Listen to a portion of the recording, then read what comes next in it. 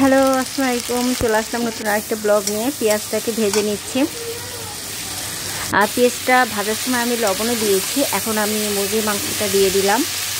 মুরগির মাংসটাকে হালকা একটু নেড়ে এখন আমি সব মশলাগুলো দিয়ে দিয়েছি। আদা বাটা, রসুন বাটা, জিরা, হলুদ, মরিচের গুঁড়া সব কিছু দিয়ে, লবঙ্গ, এলাচ, দারচিনি এগুলো সব কিছু দিয়ে আমি অল্প অল্প পানি দিয়ে মাংসটাকে কষিয়ে নিব।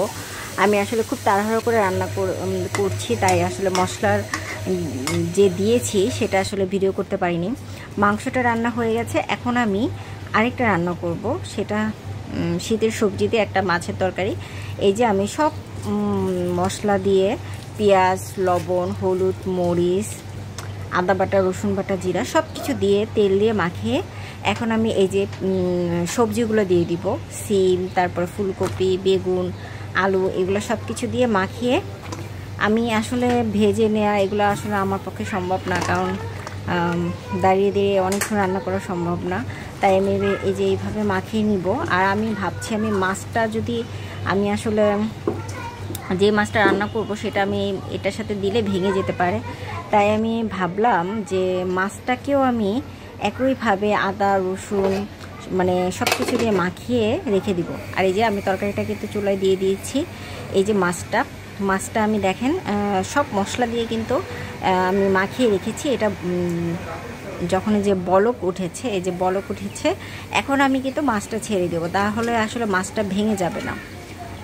এই তো আমি জানি না কেউ এইভাবে রান্না করেছে কি না, বাট আমার কাছে মনে হলো যে এইভাবে দিলে ভালো হবে, কারণ মাছটাকে কষিয়ে আবার উঠাবো, মানে আমার কাছে খুব কষ্ট মনে হয়েছে, যার কারণে আমি শর্টকাট এইভাবেই আর কি রান্না করলাম। এবং খেতে কিন্তু মজাই হয়েছে, একদমই খারাপ হয়নি, অনেক টেস্টি হয়েছে। আর শীতের সবজিটা কিন্তু এই যে ধনিয়া পাতা দিয়েছি, অনেক মজা হয়েছে। আর এই যে বাবুকে এখন খাওয়াবো, সকাল হয়ে গেছে, আমিও খাবো সাথে, কারণ আমাকে ওষুধ খেতে হবে।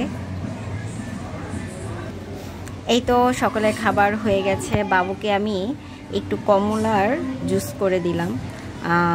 এই যে আমি কিন্তু খুব বেশি পরিমাণে দেই না ওকে, আমি সব কিছু ওকে অল্প অল্প দিই, যেন ও সমস্যা না হয় ওই পেটে কারণ কোনো কিছু বেশি খেলে কিন্তু প্রবলেম হয়, গ্যাস হয়, অনেক কিছু হয়। আমার বাচ্চার কিন্তু আল্লাহর মধ্যে কোনো গ্যাস নাই।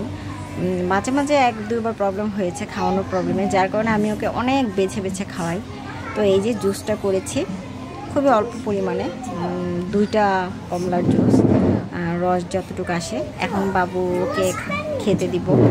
আর আমি সবসময় বাবুকে একটু ফল বা কিছু একটা খাওয়ানোর চেষ্টা করি, সবসময় ভিডিও করা হয় না, তো আজকে ভাবলাম একটু ভিডিও করি।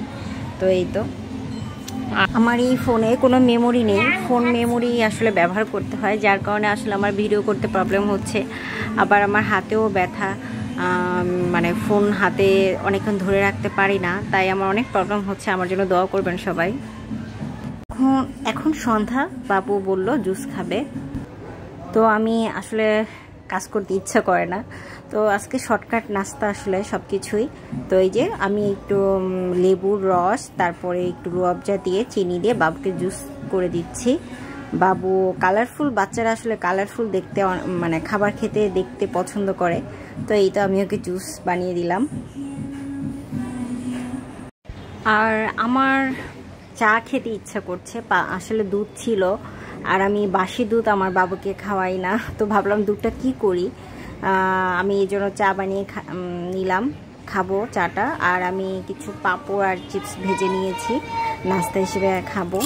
তো এই তো আজকে আমাদের সারাদিন টুকটাক রান্না বান্না, নাস্তা সব কিছু আপনার সাথে একটু শেয়ার করলাম। আশা করি অবশ্যই আপনাদের আমার এই ভিডিও ভালো লাগবে, এবং ভালো লেগে থাকলে অবশ্যই আমার এই চ্যানেলটাকে সাবস্ক্রাইব করে আমার পাশে থাকবেন, এবং অবশ্যই লাইক দিয়ে যাবেন একটা। আর এই তো আমাদের মা ছেলের কিছু মুহূর্ত আপনাদের সাথে শেয়ার করলাম। আশা করি আপনারা আমাদের অনেক অনেক ভালোবাসা দিবেন। আজকের ভিডিওটা এখানেই শেষ করছি। আল্লাহ হাফেজ।